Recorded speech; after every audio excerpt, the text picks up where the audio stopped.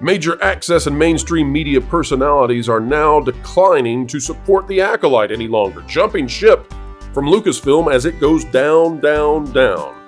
But today, folks, we'll show you exactly why the game plan had to be changed, why an audible was necessary, and we might just surprise you with what exactly here is going on behind the scenes for the coverage of Star Wars' latest disaster show.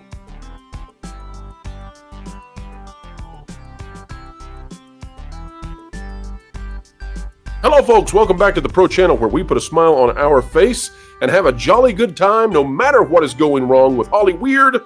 Yes, we are the ones pulling them back to the mainstream middle, the sensible center, kicking and screaming because we know they need to make money, even if they do not know it themselves. Folks, today we're going to show you how the Acolyte is so bad that a game plan change, an audible, had to be issued. Folks, we'll start off with that Park Place as we dive into this content today.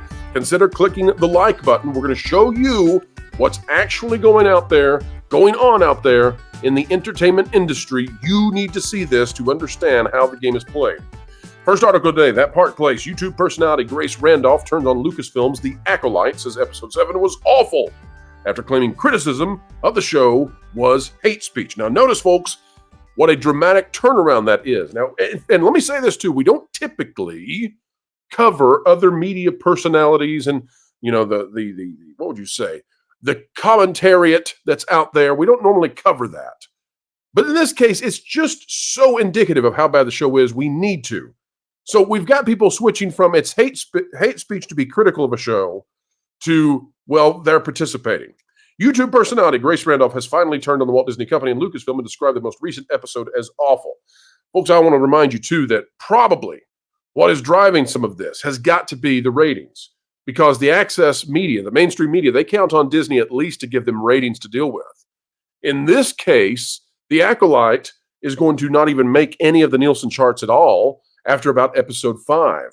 So these people are dying on the hill of a destroyed, damaged, defunct franchise. And they don't want to end their careers or diminish greatly their influence for something that's failed. They'll do it for The Last Jedi because it made more than $1 billion.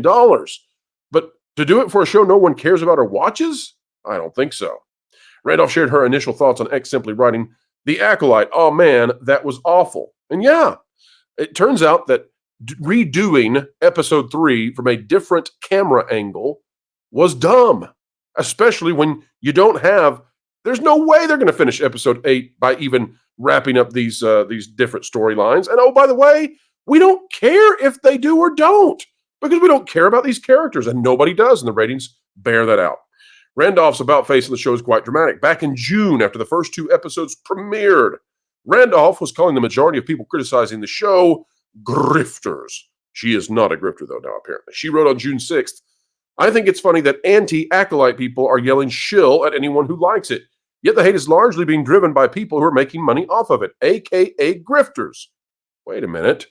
Grace the grifter Randolph? No way. No, wait, listen, folks, I want to be very clear about this. Grace is the beginning of this video. She is not the end of this video. And I am not out here to be a hater of Grace. Who knows? Maybe we'll have Grace on the channel one day to talk about her evolving positions. That would be a lot of fun. I bet she would enjoy a conversation like that. She posted, "I will say that I think it's going to be very hard for Disney to cast upcoming Star Wars projects because this level of hate just isn't worth it, even for up-and-coming actors. Like poor Lee Jung-jae coming off of Squid Game doing a great job in The Acolyte, and for what?" And now, well, Grace has joined the cacophony, I guess you could say, of folks who are none too happy with The Acolyte. Now, how bad is it? Well, folks, and we're going to come back to how this is, I mean, folks, we've hit crazy territory with The Acolyte in terms of the backlash and how people are handling it. But this is the heart of the issue. This is the heart of the issue. Take a look at this out of Cosmic Book News. The Acolyte Nielsen ratings. Disney Star Wars fan base plummets by 75%. The data reveals the viewership numbers are the second worst for Disney Star Wars. It's actually worse than this, and I'll explain in just a moment. This is why they're jumping ship. This is why, in my estimation, I can't speak specifically for just Grace, but you'll see other stuff in just a moment. But this is why you're going to see a huge amount of these media outlets jump ship even before we get to the end. And that is different than how they normally handle things. If you take any one thing away from this video, I want you to understand that the typical way this is played out, and there's a corporate financial interest in it playing out this way, is that you deny when something is bad, and then the show ends, and then you memory hole that, right? And so you false narrative the thing until the last episode is over, and then you stop talking about it immediately. And the way you know something is bad is if they do that. Because if something's good, they don't stop talking about it once it's over, right? So, for example, let's take Stranger Things. In Stranger Things, the way that works is they talk about it. The end episode happens. Then they talk about it for another 2 to 4 weeks because people are still watching the thing. But with failures, when they are highly associated with the corporation that's putting it out, the way that works instead is they talk about it, end episode happens, you get one more day of coverage and it's gone. And that's just like the toys. But you see, in the case of the Acolyte, things are so bad that they can't stick to the game plan. Things are so bad that they're having to now come out before the finale, which has got a sting for Disney, and jump ship because it's hurting their own credibility. Now, and again, I'm not speaking all of these statements directly towards Grace Randolph, and you'll see what in a moment. Cosmic Book News now, the 75%. I'll explain why it's even worse. The Acolyte ratings are in, and as expected, they're not good, with the numbers being the second worst for Disney Star Wars. We already knew that viewership was lower than Ahsoka, but it's also been learned that viewership is much lower than The Mandalorian by what looks to be nearly 75%. Cosmic Book News may be viewers, readers of the content we put out there, although, it's clear anybody can go read this and see this. It's lower than Obi-Wan Kenobi, and it's even lower than the Book of Boba Fett. The Acolyte only beats Andor in terms of viewership, and really not by much. The Acolyte also cost nearly double that of Ahsoka, 187 million versus 100 million, while the Nielsen ratings reveal that Ahsoka's viewership is nearly double that of the Acolyte. Disney and Bob Iger definitely can't be happy with these numbers. That's exactly right, but it's worse. And I told you it was worse, and I'll explain why it's worse, folks. Look at that face as I tell you why it's worse. Poor horny head.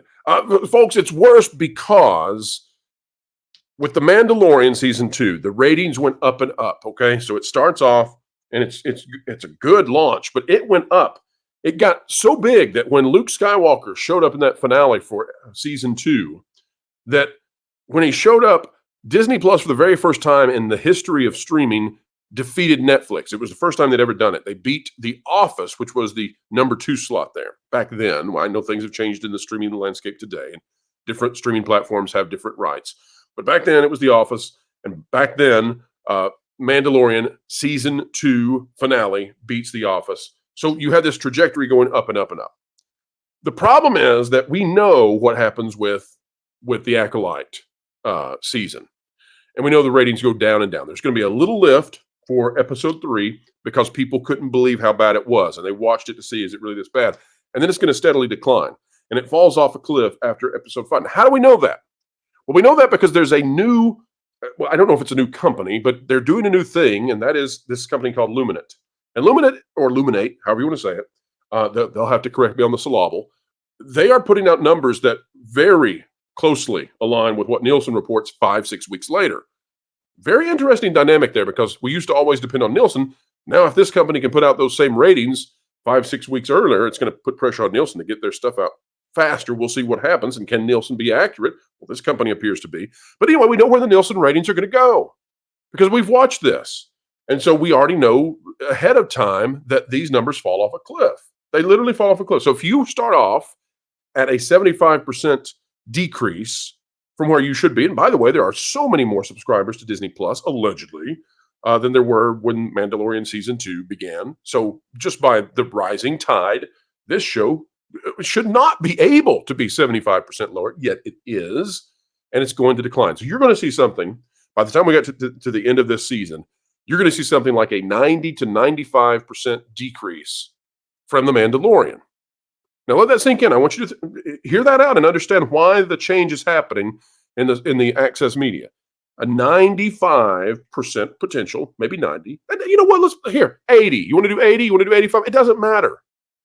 Whatever the percentage is, it's a huge percentage of decrease. So much so that this is totally irrelevant. Now, let me show you how much this is driving people crazy. Okay, now are you ready for crazy land? Are you ready for Crazyville, folks? This is out of the Peter Mayhew Foundation. As I read this, understand, I'm not going to make any determination as to the accuracy of this. I'm not going to give any kind of judgment as to who's right or wrong. I am simply reading a tweet with the intense and intent purpose of demonstrating to you how nutso things have got because of the Acolyte. Because it's completely changed how these people work. Enough said. Let me just read this without comment any further, and you take it where you want to go with it. From the Peter Mayhew Foundation. We're getting tagged quite a bit. Pause. I apologize. Pro needs to explain something. Peter Mayhew is the original actor behind the Chewbacca costume. He was the original guy. I've met Peter Mayhew before. Ultra nice guy. Huge, tall man, had serious health concerns. He passed away, but according to everybody, just genuinely one of the best, nicest people on the planet. Okay, so he has a foundation. Apologies, I needed to set the table there. We're getting tagged quite a bit on the topic of Wookieepedia. I'm following so many in the Star Wars community. Wookieepedia, of course, Wookiee, named after Chewbacca. Anyway, sadly, yes, Wookieepedia, unfollowed us, the Peter Mayhew Foundation, as well. Last week, we learned that S.E. Jordan Wilson was being bullied by admins at Wookieepedia. Now, remember, Wookieepedia is the sort of the Wikipedia of Star Wars. It's the place that was getting mocked because they were literally changing articles live as the Acolyte was going, because the Acolyte has such continuity error that they were having to update their stuff quickly and not necessarily say, we have these issues. Anyway, being bullied by admins at Wookieepedia, and as his friend, we've comforted him while we went through the ordeal he describes in the thread below.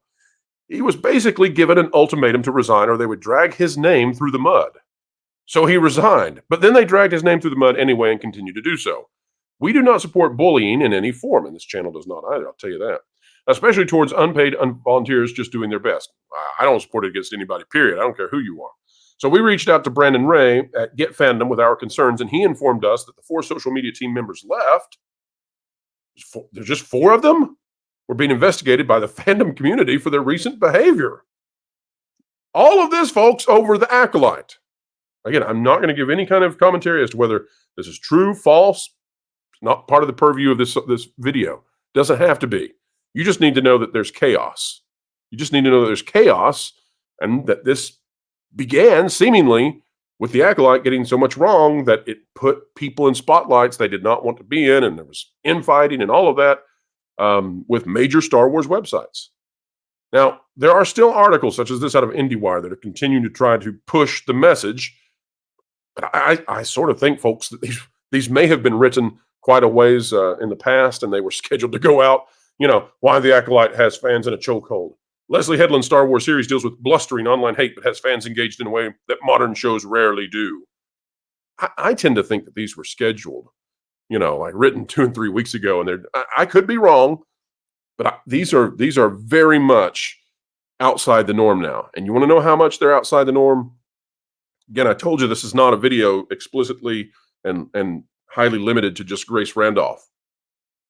When you've lost Screen Rant, folks, you've lost it. When you've lost Screen Rant, it's over. It's over. Sorry, Paul Tassi over at Forbes. It's over. I don't even know what Scotty Mendelson is still saying, but I think Paul Tassi and Scotty Mendelson, they might be like these twins, 2 consciousnesses split into 2 different bodies. I don't know. I have been accused of being a split consciousness from another YouTube personality, but I don't think that's true. Would you know, though? I don't know. I kid. Okay, anyway. Screen Rant, the Acolyte Episode 7 review, Star Wars' latest show, still doesn't know what story it's telling. Again, if you have lost Screen Rant, you've lost it.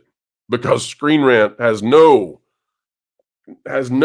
desire, no compunction to carry the anti-Disney water.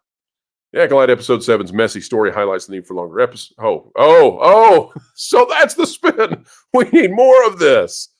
Oh my gosh. Yes, please. So they lost Screen Rant, but the solution is Serve us more of this hot garbage, please. Please, we would love to consume your hot garbage. But again, folks, it's the headline that matters. They know it. And when the headline changes to this, when the headline changes, ladies and gentlemen, it means that the strategy to get someone to click on the article off of Google News or off of Meta or wherever they're seeing it, they've had to change the strategy. Because outwardly, full-blown positive headlines aren't getting clicks anymore. And if you don't get clicks, you don't get paid. No advertising, no money.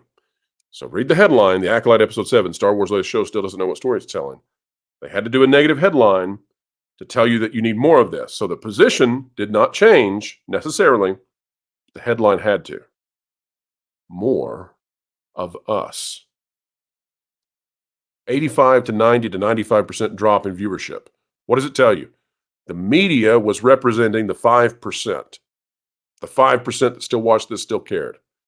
That doesn't pay the bills anymore. Folks, that is the article for today. And Grace Randolph has an open invitation to come on the channel anytime. And would love to have a conversation with her. We'd love to hear her thoughts on some of this stuff. I think it's fascinating. And, you know, we want to be positive when people, you know, start to realize, hey, it's not hate speech to say this show is stinky. And then when they say it's stinky, they're not participating in hate speech. Now, do they need to come out with a little mea culpa? Sure, absolutely.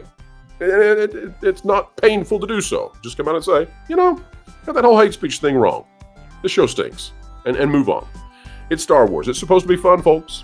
And that's why we continue to have fun laughing at it all along the way. Because what else are you going to do? We're not going to sit and cry about how bad this is. We're going to laugh at it. And we'll continue to do that with the Acolyte After Party. For the grand finale, folks, this Tuesday, 9:30 p.m. Eastern Time. We will see you there. Folks, on the way to the door, consider clicking the like button, share, subscribe, click it, stick it to the algorithms, it's the notification bell. Drop a comment down below, let us know your thoughts, and share with us, folks, did we do a good job of explaining how the typical pattern works and why this is a huge deviation. All right, folks, it's now time to say goodbye, but don't worry, more content on the way. We'll see you later today. In the meantime, keep learning, keep growing, and keep having fun. I just found out how to get WDW Pro's information. Where he gets his sources. I can't believe he uses... Wilton! What? We got a job to do. It's easy to hack into WDW Pro's computer. You're kidding me. That's awesome. You know any other stuff? Yeah, just Jonas Campbell told me. Sweet. Said Pro underpaid him or something. A few minutes later.